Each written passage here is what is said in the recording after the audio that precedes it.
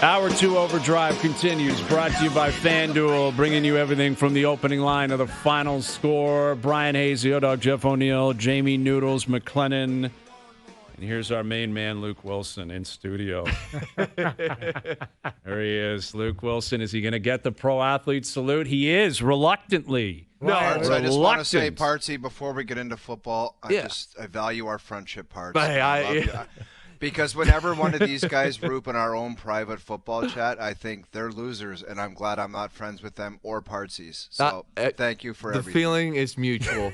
O-Dog, the feeling is very mutual. Well, my partner, I don't know if he's made his way out of the card expo or Yeah, not. just think of that. Think of that. We go to battle against the guy that sits in a pair of white undershorts in a card expo and sells them. It's unbelievable. Yeah. It's Are there unbelievable. pictures of Al's brother at a card expo? Dude, he is like a whale. Like he's a vendor? Like he's behind a table? He's a vendor. When he shows up and takes a look at a card and there's a twinkle in his eye, that thing shoots up in value. Was it Pokemon cards? What is it? Like, I have what no kind of cards idea. is it? I have no never idea. been a card guy. Like, even as a kid, I sure had the odd pack of cards. Oh. Yeah.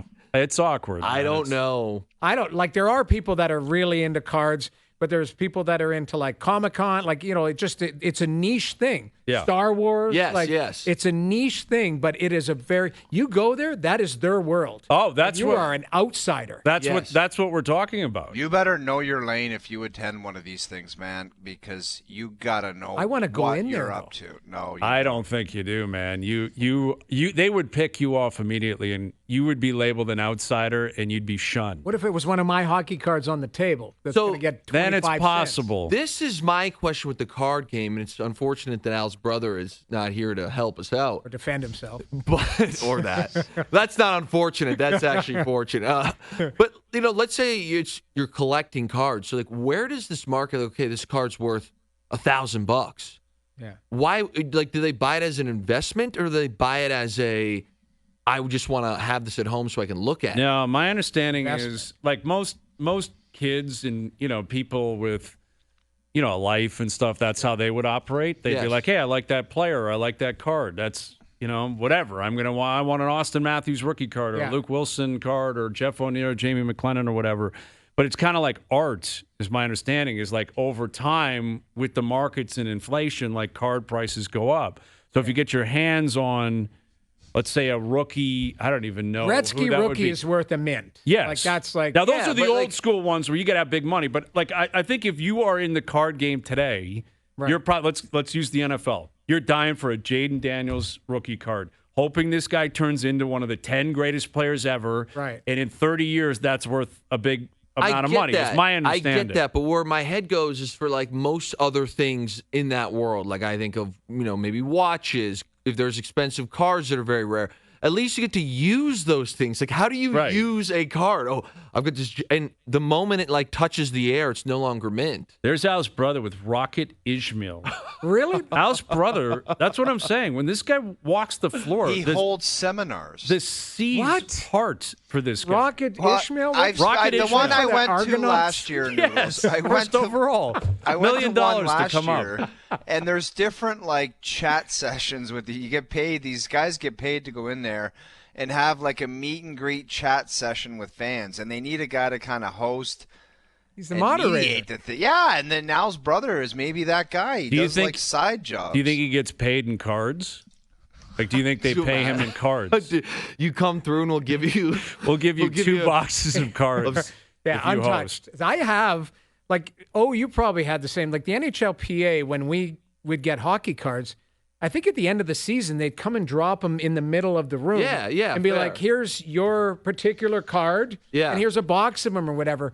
But I was in I want to say it was like Smokies and like some other, these companies in 1991 when I was drafted. It was the Lindros draft. Eric Lindros changed the landscape on everything. Really? But cards were huge. That was my wheelhouse when I was a kid. Eric Lindros moved the needle for everything. And everyone started making a bunch of money off cards because Eric Lindros basically stepped into The upper NHL. deck or It was whatever, upper and- deck. But we would get I have cards at my house in storage, not opened yet. You get a box Look at Al's brother's What whole is this? routine. And I don't know, like Pat Falloon was the second overall pick. Yes. There are Pat Falloon, like, rookie cards in there, but I haven't even opened the box yet. See, I'm those not would even be worth sure something. If You I said- could, like, give them to somebody. I'll bet you could sell them to Al's brother for probably a decent amount of money. No, because you know what he's going to say. He's like, Noodles, we're boys. Just can I have the cards? Well, he'll fleece you for I'll And sure. then probably he's give gonna it to him, try but and I- rinse him over the top. Then come to the card show, be like, look what I just got. Thing is Al's I just brother, don't know I'm enough telling you. about it. Like these But that's why you don't want to do business with Al's brother, because he'll dance circles around. shady. He's shady. That's Yeah, he's the Warren Buffett of cards. Like he's Berkshire Hathaway. He's I want to working go for them. I want to go to a card show just to see this guy. If you give him all those cards you have at your house, he'll be driving into work in a Tesla monster truck. And Cybertruck. yeah, I saw one of Cybertruck. those today, I man. got one coming in 2 weeks. Dude, I saw one right behind me. I was driving to work. I'm like, that's a Cybertruck. I don't know. Those things like, pop. The thing here's the question, because I've already got on the app that's like you're being delivered this date, whatever. It's exact same size as my Model X, but it's 3 feet longer. I've got somebody on my better half. I'm concerned about her behind the wheel. Of Oh, this. yeah.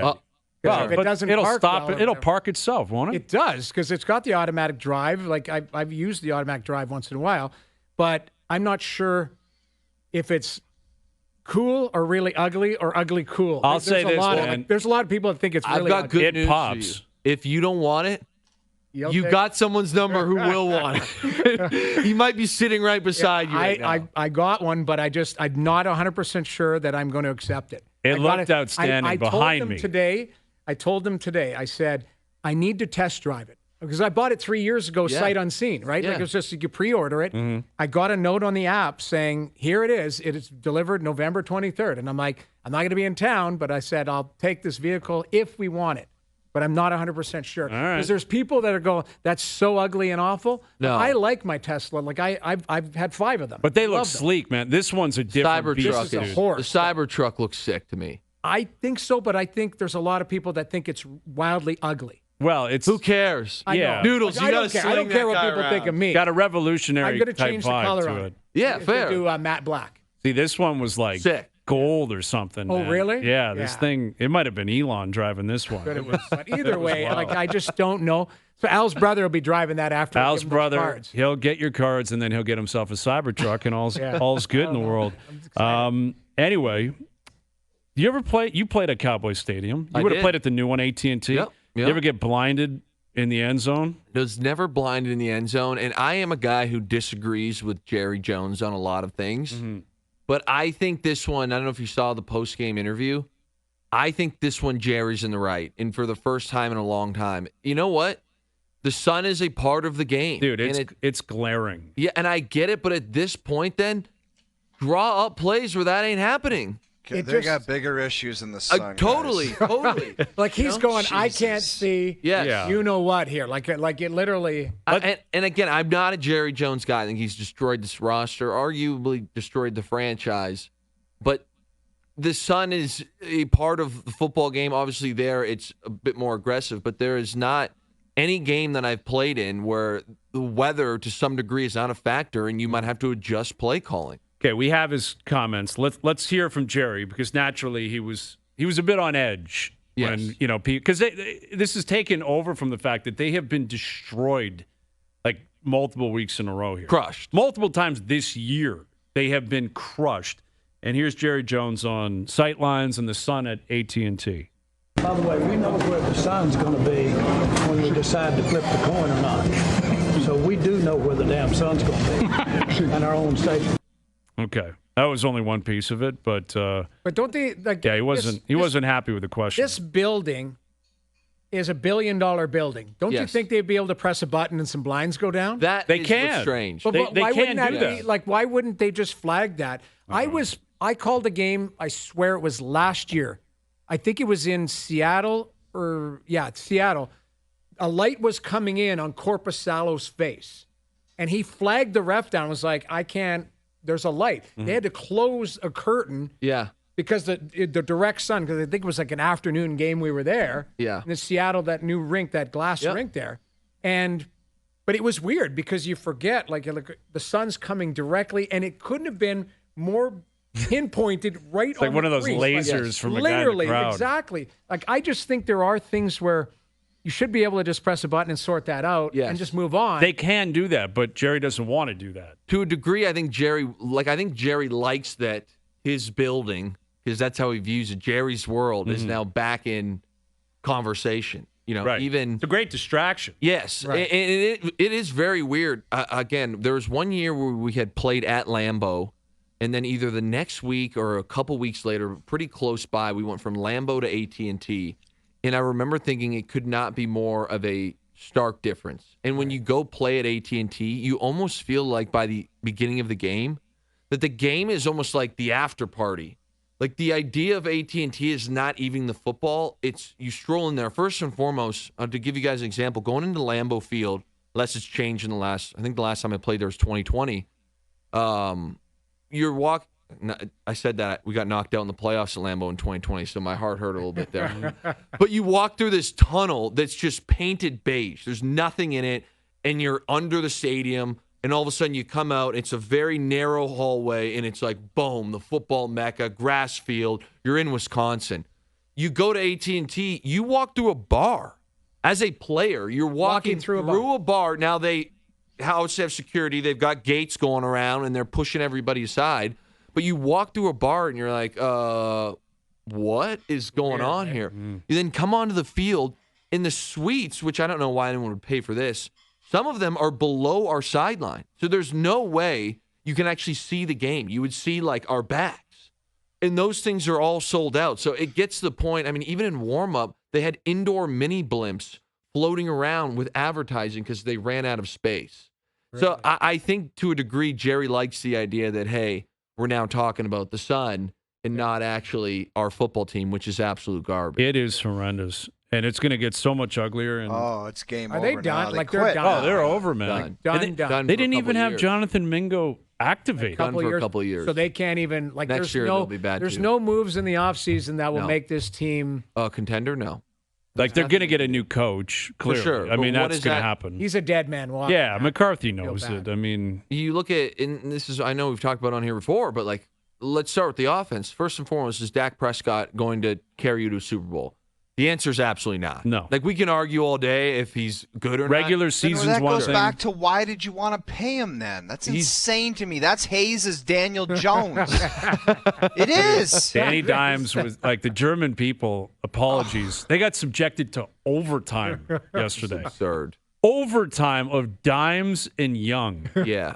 They asked the coach if Dimes is their quarterback next week, and he's just like, I can't commit to that right now. he just didn't know how to say, not a chance in hell. He just said, we have to look at everything. It's insane the money these guys get paid. Yeah. It's absurd. And the thing that I sit here and I scratch my head over is, like, is Daniel Jones that talented? You know, was he – I don't see him and say, wow, what an elite arm. Like, he can run pretty well. Right. So it's like, why did you pay him? You know, does he process the game at a high level? The answer is clearly not. Yeah, sure, the odd play.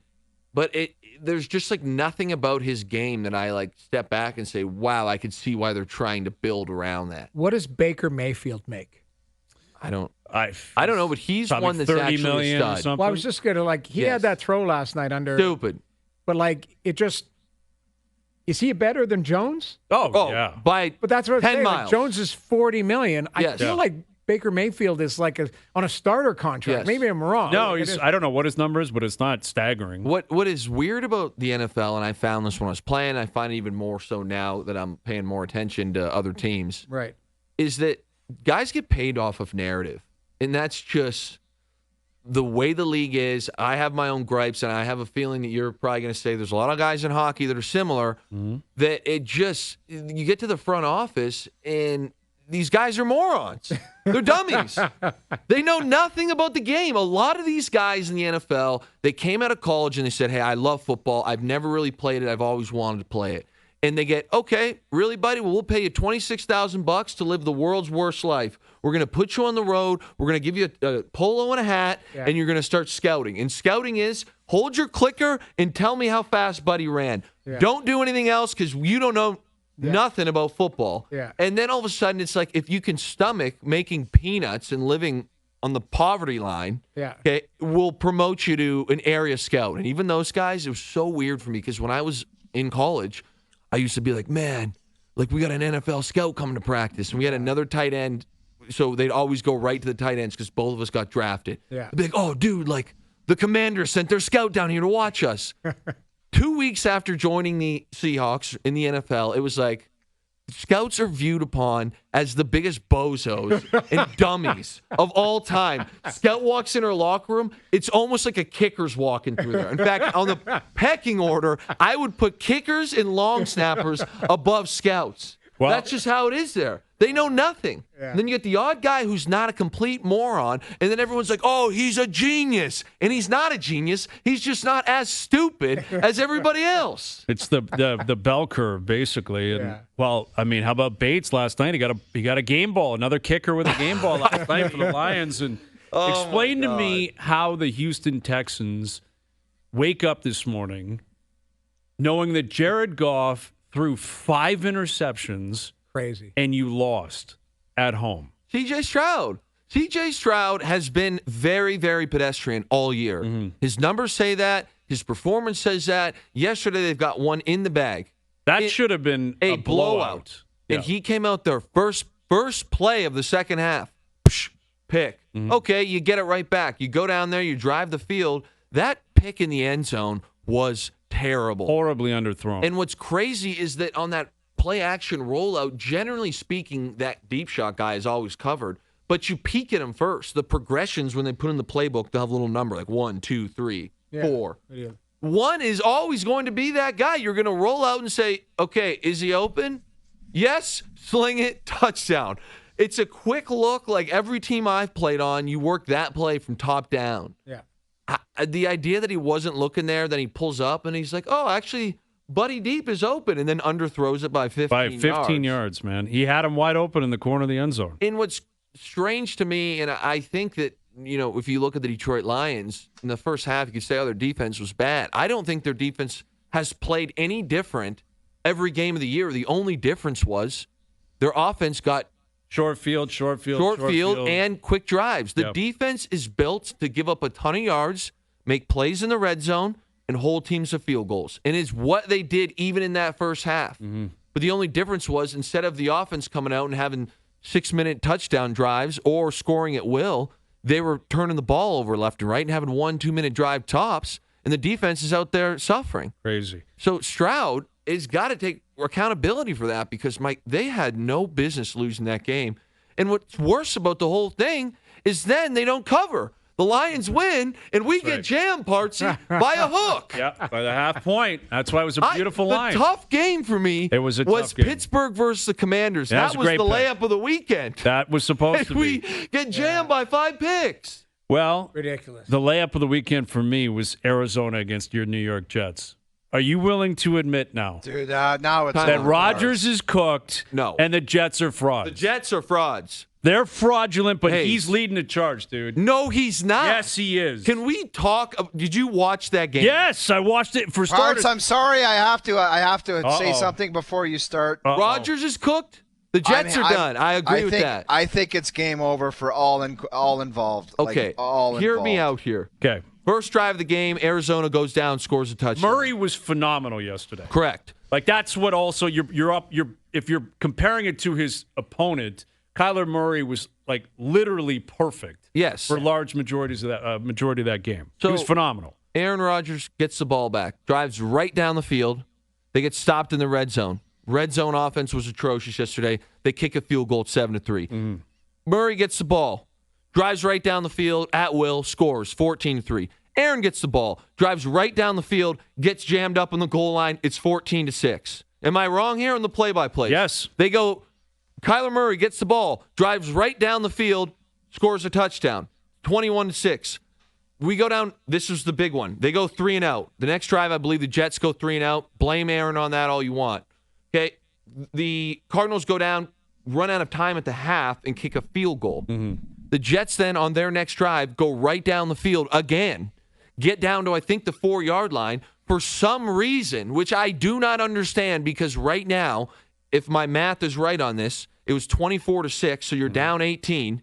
It goes 4th and goal from the 4, and we don't kick a field goal to bring the game to 15, 2-score game. I'm not sure what Jeff Albrick was thinking. We call up the worst play on planet Earth. Aaron rolls left and gets absolutely smoked. It's irrelevant. Yeah. So my point is with this, is Aaron a top 10 quarterback in the NFL right now? No, he's absolutely not. No. But is he washed? Washed is different. Washed is there's really difference strong between comment. cooked and washed. Washed. Washed is you can't play in the league anymore. He's still playing in the He league. can play in the league, absolutely. And you Fair. will see flashes. Yes. The second half against Houston last week was a flash where you're going to see it. And I think this team probably finishes 7-10, 6-11. Jammed. They They're going to win some games. They got a weak schedule. They're going to win some games. Totally. But the Jets will Jets. They always will Jets. Then I'm guilty as charged. And I that's thought what they the will Jets do. would win. I did. I thought the Jets would go on a run. They have a weak schedule. Parts, the question is, like, Aaron Rodgers seemed to got all the items on the recipe that he wanted. Yes. So what exactly is it going to take for him to have success again if he's going to play again? O-Dog, here's, again, we want to dig into this thing yesterday.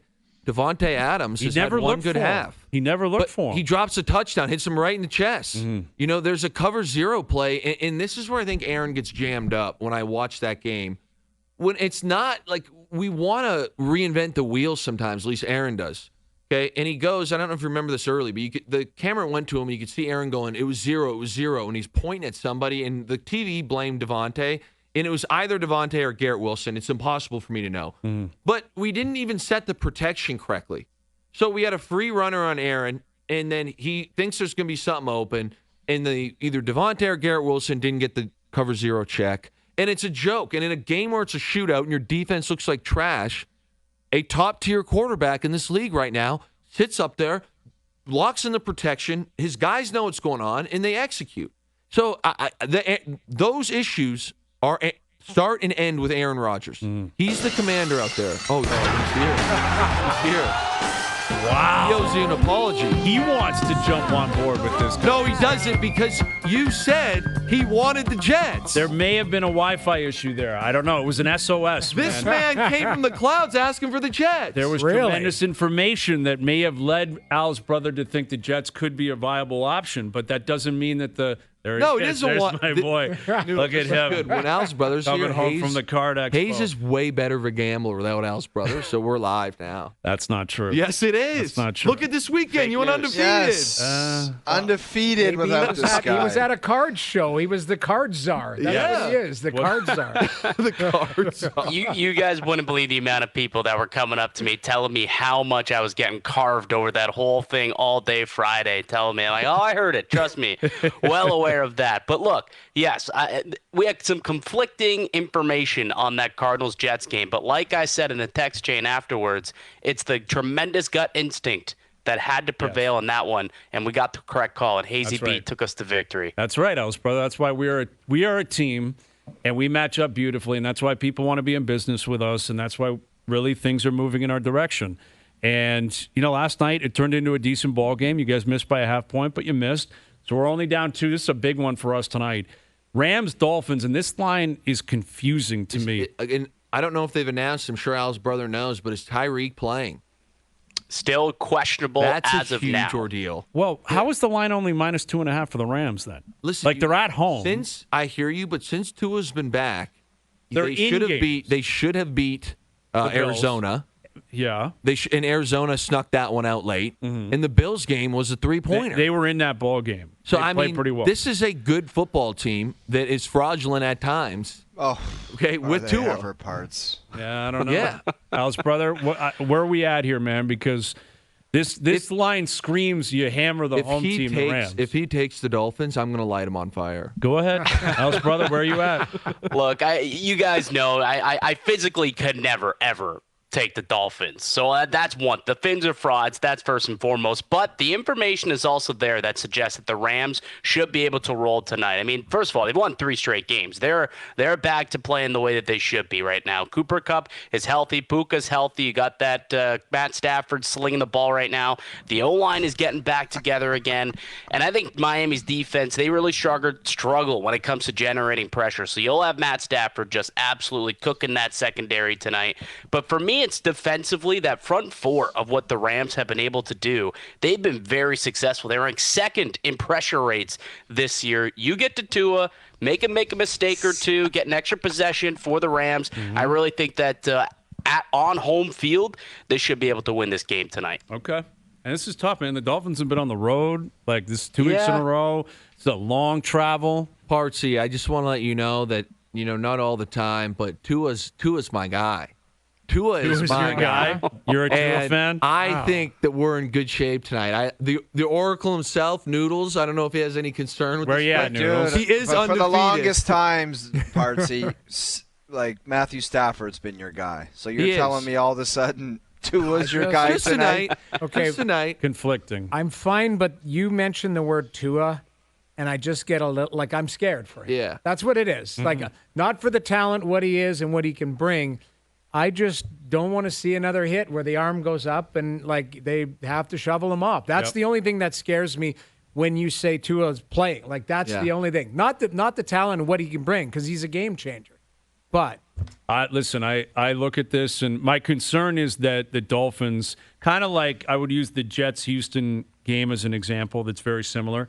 This team is not like a 3-win team on the season. They're not a heavy hitter team either. They're not a heavy hitter team, but they're not a team that's just going to consistently lose, and that's all they've done recently is lose every single week. And they are a team that will find a way, I think, to get to 6 wins on the season, 6, maybe 7 wins. So they got to find those wins somewhere. That's what's concerning, is that this is a situation where they could find the win. But I can't go against the Rams. Exactly, that's the thing. What's your gut instinct? My gut instinct I think is you should staying go. the Rams. I personally think that you should go over the top and take Al's brother out of this thing. Here is where You love that. This is where the Rams, I think, ice the Dolphins. You get to the coaching battle too. Sean McVay's going to cook this guy tonight. Like, Mike McDaniel cannot keep up with Sean McVay. The Rams need this. Now the Niners are getting healthy. They got themselves a win. Obviously, Arizona continues to win. You need at least 10 wins to make the playoffs in the NFC. For sure. You have to. 10's going to do it. So you're going to have, I think the Rams realize that. Like, they've been cooking since the bye. They've won 3 in a row. Still in the division Locking race. it in. Still in the division race, too. Locking this in. Rams minus 2.5. Hazenbro, put it on the board. I could see Laying the points. Laying the points. Parts I'm I think feeling the Fins very are fraud. good. I just got a great feeling that we're going to see vintage Matt Stafford tonight. Matthew Stafford, excuse me. But the only problem is going to be he's going to be down 2, ball in his hand, minute 47 left, sick 2-minute drive, field goal wins it by 1, and we're all good. I can't wait. You got a 1-point game tonight? has the shine come off of the coach in Miami? Yes. Yes, Mike McDaniel, big time. He's getting he's in carved. trouble. It went from injuries, kind of injury riddled. Now he's full on. This guy is on his last. But remember his breath. the first game of the season. I remember watching sunglasses, hair slicked back, Miami Vice, Rolls Royce, leather now pouch it's he brings into the building with his iced coffee. Yeah, it's now insane. now to me he slithers in. Another thing for me that is a telltale sign about guys that have really something going on is you look at the Chiefs. Patrick Mahomes, to me, he's the best player in the NFL, and that's what I believe. If Patrick Mahomes did not play a snap this year, and I believe Carson Wentz is their backup right now. Yeah.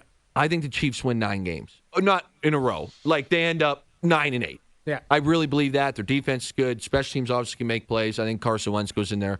Serviceable backup, finds ways to win. They win 9 games. Yeah. The Dolphins, with Skylar Thompson and then Huntley after that, would have been 0-17. This team was terrible. It was ungodly bad to watch. And you sit here and you go, how is it that as a head coach, you're just that, ill-prepared if your main guy goes down? And I'm not expecting him to be the same high-flying offense. Right. But to just look like your team now doesn't even have a clue speaks volumes to me. I got one last question for you. You ever choke somebody out on the sideline? My guy Deebo. Deebo Samuel was bent out of shape yesterday. That was like as he should be. It was a left hand to the throat. Yeah, he probably said, "What's your name, buddy? I don't even know your he name." wrapped his Long hand around the snapper. guy. Get him! Oh, get out of here! Get him! Look at that. Snapper. That was the long. I wish I could use profanity on this thing. Well, Moody look missed at him. that Look at him. kick, He probably man. turns out and said, "What's your name, man? Are you on our team?" Look at him. Who? Pepper. Get out! Get off me, little boy. What would the discipline be for that? Nothing. Parts? Nothing. Not Partsy, I will tell you right now, Kyle Shanahan and John Lynch pulled Deebo aside afterwards and said, thanks to that, boss. we were going to do that. We wanted to do that Correct. to Pepper. I mean, dude, the John Lynch is going home thinking to himself, I got a real player in Deebo Samuel right there. What a guy. I'll tell you right now, the idea that I know you're laughing. It's the truth. No, I know, but it's just 2024. Well, not in the NFL. It's not, dog.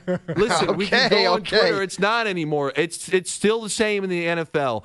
The idea that a long snapper would go up to one of your best players and do whatever he did is during a game is insane. And I think of, our long snapper in Seattle. I like the guy. He's a good guy. Yeah, whatever. Going up to Richard Sherman and saying something, whatever his name is, Pepper should be thankful that that's all that happened. Because if Deebo and him really get into it, it now becomes 45 versus 1. No one is taking Pepper's side. No one. What if he was in the right? Doesn't matter. Doesn't matter. And he's not in the right because he's a long snapper. You're there to be seen, not heard. Seen, don't say anything. In fact, just look at the ground the whole day and snap the ball. That'd be the best case scenario. All right. Well, they still won the game. I know. In the end, maybe that's... Any chance you saw they were asking Deebo after the game, like, no. Hey, it was electric.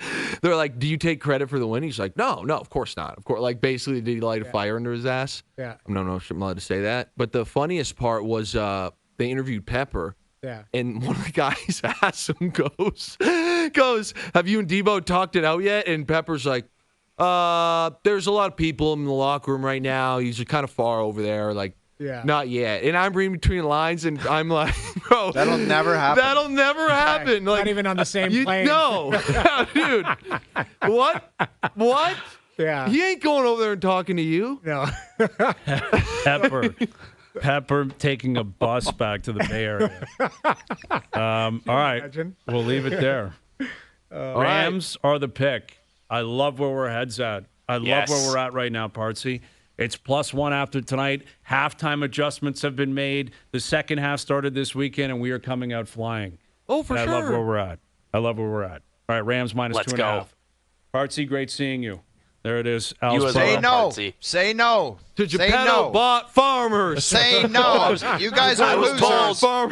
I was told to tell Luke that he's the real fraud, by the way, by multiple people. Yeah, it's a card show. I actually will take that from the card show. A lot of them were women. You know what I was told? My pops went to the Leafs game last night. You know what fired him up? Right. He goes, Luke, saw Jeff O'Neill jersey in the crowd, baby. Yes, the legend lives on. I love it. It's humming around downtown. I love the vibes. All right, boys. We'll catch you guys on the group chat tonight. There it is. Yes, Al's brother and Luke Willson. Hayes and Bro on the Rams tonight. Overdrive continues. TSN 1050 and on TSN 4. All right, Rod Smith coming up in about an hour. The Grey Cup is set. The Argos are through. Going back to the Grey Cup. Playing Winnipeg in BC this upcoming weekend. Of course, on TSN Radio. So our boy Rod Smith coming up. CJ coming up. Something to chew on brought to you by Boston Pizza, Canada's favorite sports bar. From tip-offs to tie bites and puck drops to pizza. BP's elite lineup of apps, wings, and ice cold beers. Always dialed in for game time. Hustle on your local BP tonight. Winnipeg Jets won again over the weekend, 14-1. Best start ever, isn't it? Best start ever to win 14 of your first 15 games. And we're asking which start has been more impressive, the Winnipeg Jets or the Kansas City Chiefs? Chiefs are 9-0. I would say the Chiefs because they won last year. And maybe you guys are more schooled in the NFL. I think the Jets have had an amazing start. It's an NHL record. But the Chiefs have gone back to back, like you think of and the turnover and all of this stuff, and they still don't look that great, but they win. Like that's the thing. I think it's the Chiefs, although the Jets, I don't want to take anything away from them. That's such an impressive. It's incredible. We've never seen it before. What they've been doing.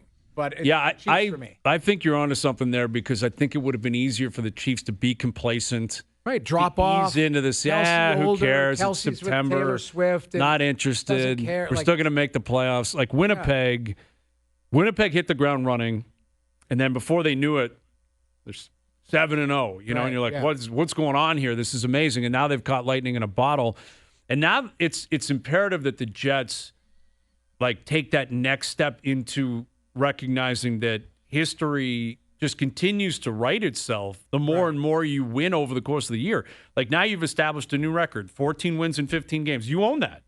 Right. But what's next? Like, what else can you do? Can you win the most games in a 20-game installment? I don't 25, 30. It's almost just keep like, going, what do you man. want, though? And by the way, I'm going to take the Winnipeg Jets. I think sometimes it's so easy just to overlook hockey and go to the more popular Sunday sport, and it's the NFL and it's Mahomes and all of that. That's going to get this. I'm just going to take the Winnipeg Jets here. I think it's the best. NHL's been around a long time. Yep. To have the best start ever, it's pretty impressive. It is. But the question is, for longevity or the rest of this season, what do you really want out of it other than playoff success? We've seen the Boston Bruins have the best season ever. First round, Florida Panthers, they got punted. Lots of teams win the President's Trophy. They never win the Cup. Well, so it's like, what more or what exactly are you looking for out of it other than to prep yourself to be unbeatable in the playoffs? That's my question, is the year that Boston won was 62 games, wasn't it? Best season ever. Did they have a stretch where they won 15 in a row or something like that? They Like, must have. I mean, like I don't remember. This but is to start you the have to. season. We've seen teams win their first 10 in a row. I felt like didn't the Montreal do it one year? I feel like they won 9 or 10 in a row to start the season. But the Jets got this formula. Like they don't look like there's a drop off in their team. Now their schedule gets tougher. But look who they just beat, Colorado and Dallas. I understand. I did the games. Dallas game. I was on the Jets panel that night. They're rock stars. Like they're playing amazing. They're getting the goaltending. They got the depth. Their D seemed to have fallen in. Like there will be, I guess my worry for the Jets, because there's 82 games. In football, like the Chiefs, they're halfway through the season. Mm-hmm. So it's just different. The Jets at some point might run into injury issues, inconsistency, where they might have a dip where it's like, hey, we got 2 points in a 5-game segment. Yeah. That's where, how does Winnipeg maintain, a stretch where they can win the President's Trophy or something without having, it was a couple years ago, I thought they were the best team in January, but I thought they were the best team in the league or the best team in Canada at some point last January or 2 Januaries ago. They barely made the playoffs. Mm-hmm. Like they limped into the back end of the season. So what do the Jets have to do to at least maintain some form of excellence? Because they are going to have a stretch. You're going to have dips, and that's when it's going to tell you who you really are. And that's where the Chiefs are different because they're champions. Right. And if the Chiefs lost the next 3 games in a row, no one would care or flinch. Right. Or change their minds on anything. It would be, all right, reset, figure it out. You'll get it together. You'll go to the playoffs, and you'll be favored. Right. Winnipeg's not going to get that luxury because they're not champions and they haven't won a Stanley Cup and they haven't had great playoff success, period. And they're going to get a heater team in the first round this year. Yeah, and you're going to run into somebody that's going to be hot. But I think there is value to the idea of supplying yourselves, if you're the players, the coaching staff, management, certainly ownership, and moreover the fans with like a magical season. Which you can't guarantee that now. It's November 11th. You have 67 games left, to your point. Right. You're going to have a 2 or 3 game stretch where you lose probably 2 or 3 in a row. Right. And maybe you look bad or you run into a big injury or Hellebuck starts to sink. Right. And those will be check marks along the way to see your resolve, your resiliency, how well you're coached, your maturity of your group, how much you can commit to your system. Like there's a lot of different things that will be challenged over the course of the year. But the idea of putting together some magical regular season, obviously you want to follow that up with great playoff success. And, in North America and in the NHL and in Canada in particular, because of the Stanley Cup, drought of 30 years, there's so much focus on what are you going to do in the playoffs, and whatever you do in the playoffs defines you as a team. Right. That's not going to change. But I don't think you should sleep on the idea of, giving your fans just a magical 82-game run. I don't think you should be embarrassed by the idea, and they're not going to say this publicly, but it's even more exposed in Canada because you can't say, President's Trophy means something. Because people would be like, well, you haven't won a cup, or what about the playoffs, or this or that. It still would be incredibly cool, and you have that now in the grasp of your hands. Right. If you're Winnipeg, this is as much of a lead as you could ever have for something that would be very, very special. Agreed. That is still banner-worthy. Finish with 124 points and you win the President's Trophy. That's pretty cool. You get advantage. You might as well take advantage of that now. You're 15 games in. You've given yourself a great start. You're right. You birdied the first 3 holes. But don't shoot 84. Yeah, don't piss it away. Yeah. That's what you're saying. I agree with that. I agree. I think there's nothing wrong with showing pride and going, yeah, we want to win the regular season. Yes. Like it is still a feather in your cap. It is still give you the opportunity for home ice, for anything that if you go deep into the playoffs. Play a wild card team so you don't have to play Dallas in the first round. Yeah. Or maybe Colorado or exactly. Minnesota's red hot. That's what you don't want after that great season. You do not want Colorado coming into your barn for the first 2. Right. Because Colorado's all of a sudden been injured, though, or, like Yeah, that's just thing, you saw what happened last year. It looked all rosy, and it's like, oh, yeah, we're going to beat them 7-4 in game 1, and then it was an ass whooping. Well, do you know who they'd play if the playoffs started tonight? Colorado. Edmonton. No And that's way. That's the thing.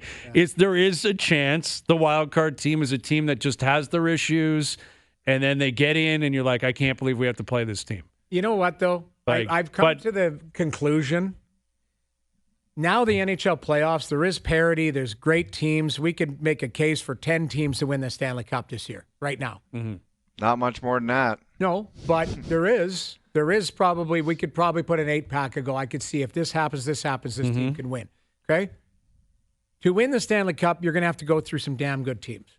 So it doesn't matter who you get you've got to find a way through those teams. Yep. Yes, are there different pathways? Yeah, for sure. The bottom line is you got to find a way to win these games when it's critical. That's why people say, wake me up in April, because it doesn't matter what you do in the regular season. The Jets have an opportunity here, if they continue on, to have some regular season success. Yeah, if they get first in the West. That's a big thing. It is. It's if they win the President's Trophy. You're not trying to just pace yourself. You're trying to win games every night. Every team's trying to do it. They've been able to do it so far. Outside of a couple teams, there's been some inconsistent pockets. And the Jets haven't had it yet. It's incredible. Like, it's got to be a lot of fun to be on that team, to show up to work every day, to be a Winnipeg Jet fan, a Winnipeg sports fan. The Blue Bombers are favored to win the Grey Cup. They're in the Grey Cup. Now that Chad Kelly, Absolutely. I think even if Kelly was playing, the Bombers would have been favored. Now you got to, like, Nick Arbuckle is going to have to play really well. Like, that Bombers defense is really good. It's tough. It's not I haven't seen an opening line. I would think it's close to a touchdown. Well, didn't their last Super Bowl, didn't this exact same thing happen, and that's how Chad Kelly came on the scene? Yeah. They were playing the juggernaut Blue Bombers, and Kelly came on during the game, and that's exactly what happened. But did you see the look on Dinwiddie's face there? That was sickening. Because it was a gruesome injury. Yeah, too. it is. It's bad. Like, it's sickening when a guy breaks his ankle and you can see his Yeah, you knew. Like, it was bad. And listen, Chad Kelly's he's had his issues. Clearly, he's got to deal with what happened off the field, the suspension. But within the room, I think they've rallied around him. Yeah. And now you got to rally around him again, even though he's not playing. Yep. Like, you got to rally around his absence, and you got to look at Nick Arbuckle and say, man, this is the biggest game of your life. Yeah. You're a starting quarterback in a Grey Cup. Should be fun. It'll be a good game. It's going to be tough, but yeah, Rod Smith will join us on that in about 45 minutes. Chris Johnston coming up. When does he think Austin Matthews will play again? When will Max Pacioretty play again? How much will the depth of the Maple Leafs be challenged moving forward? That more still to come with CJ. Overdrive continues. TSN 1050 and on TSN 4. All right, we've sent Al's brother out somewhere in the city with a pair of Leaf tickets. You have to guess where he's hiding for your chance to win them. This week, we're giving away tickets to see the Leafs play the Vegas Golden Knights on November 20th. That'd be a good one. Rockstar tickets, man. Rockstar tickets. All right, you guys ready for the first clue of the week? Yep. This better be good, or I'm going to step in. Okay, let's go. All right, Leaf fans, it's Monday. It's a new week, and I'm off to a new location. And this week, we're giving away tickets to the Leafs and Golden Knights on November 20th. And on my way to this new location, I think I might just pick up a good old charcuterie board on the way and have myself a nice little picnic. Okay. What the hell is he talking Guys, he's obviously in a park. He has to be in a park. Right? Yeah, if you're having What a is picnic. that park just west of the city? It's Trinity Bellwoods. I bet he's at Trinity Bellwoods Park. He probably is. But tune in tomorrow for another clue. The first caller through on Friday with the correct location wins a pair of tickets to see the Leafs play the Golden Knights November 20th. By Now's Brothers, brought to you by McAlpine Ford in Aurora. Our family, the Ford family, and you. Full details at tsn1050.ca. If he's Dude, there, if he's at Trinity Bellwoods, I'm doing the clues next week. That's it. Okay. That's it. I have to agree with that. well, where's Christy Pitts? He could be at Christy Pitts. By the way, that guy could could bring be. a charcuterie board anywhere, but That's a thing, man. I mean, he might have a picnic at a card show. You know, Al's brother, he doesn't need a park He's a moderator. He's got a for a charcuterie board. Instead of like a table with the glass of water. Yeah. At, he's can you got a imagine that guy charcuterie. handing over a Rick Vive rookie card with 2 Triscuits and a piece of cheese in the middle of it? I love it. Crumbs on it. Card shows Crumbs. and charcuteries. That's probably what he got paid by. That's cards the name and charcuterie. of it. Cards and charcuteries. Cards and charcuterie. Brought to you by Al's brother.